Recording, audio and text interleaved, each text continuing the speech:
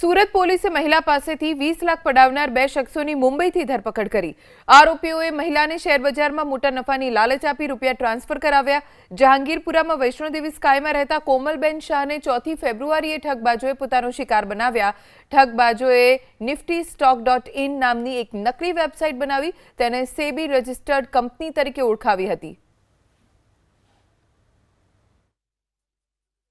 ફરિયાદીને મોકલી અને એમને પાસેથી 20.5 લાખ જેટલા રૂપિયા પડાવીને એમને સાથે છેતરપિંડી કરનાર બે આરોપીઓને નવી મુંબઈ ખાતેથી સાયબર ક્રાઇમ સેલ પોલીસ લઈ આવી છે। જે બંને આરોપીઓ છે એમાંથી એક કન્નડ છે મૂળ અને બીજો મરાઠી છે। બંને છેલ્લા 5-6 વર્ષથી સ્ટોક એડવાઇઝરી ફર્મ્સમાં કામ કરતા હતા। એમને ખબર હતું કે કેવી રીતે કોલ કરવાનું હોય છે અને કેવી રીતે કસ્ટમર્સને કન્વિન્સ કરવાનું હોય છે, શું બોલીને કેવી રીતે ટિપ્સ આપવાની હોય છે।